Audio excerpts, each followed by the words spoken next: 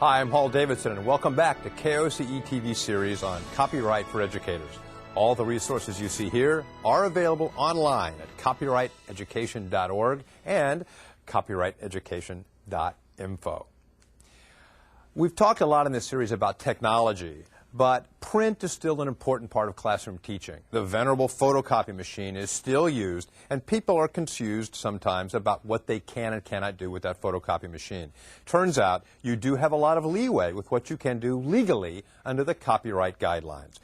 Teachers have leeway under two different categories. One, what they can do for themselves, for their own scholarship, their own preparation for teaching, and two, what they can do for their students in a classroom, things they can photocopy and hand out. Let's look at what those are. First, teachers, for yourselves, for your own scholarly pursuits, you can, for example, photocopy legally an entire chapter from a book. You can also photocopy an entire article from a periodical or book. You can do a short story, an essay, or a poem, again, to help you prepare for your classroom instruction. You can do a chart, a diagram, a graph, a cartoon, or a picture in the same way. What about for your class, though? What about for the students sitting in desks in your classroom? Well, here's what you can do.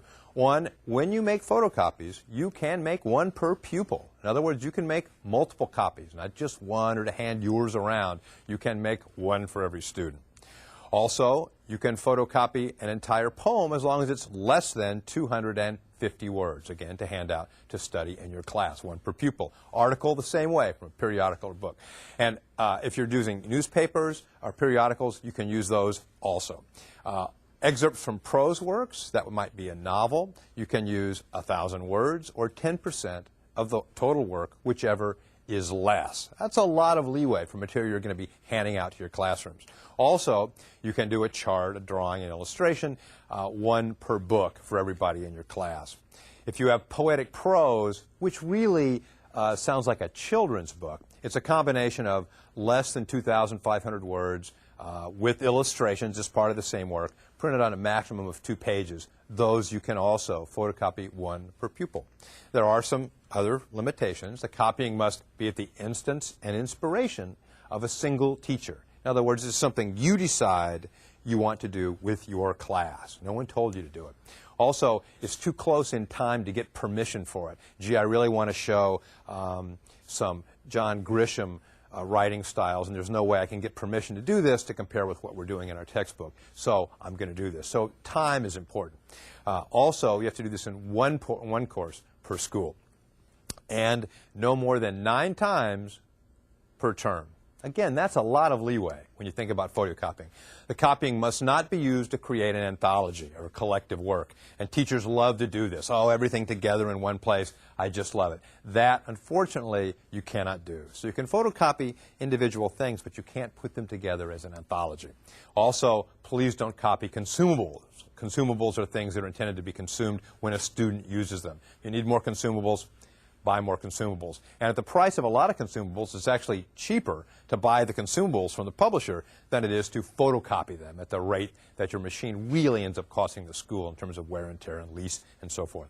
Also, please don't substitute this copying for purchasing. You can't say, we're not going to buy any textbooks this year, we're just going to use material that I photocopied from other sources. So that would defeat one of the purposes of copyright.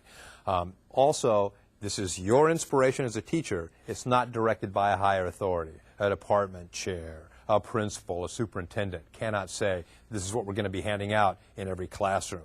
The closer you are to the ground, the more leeway you have in terms of copyright. Copying must also not be at a charge to the student. I don't know anyone that charges students for photocopying. And you can't repeat the same material year after year after year. If there's material that you really want to use that's not in your book, write the publisher. See if you can get permission to use it. Also, in closing, the rights of librarians are different than the rights of people with students, different than classroom teachers. Go to our website and find out some of the astonishing rights that librarians have to support your work as a classroom teacher. Thank you very much for watching this program.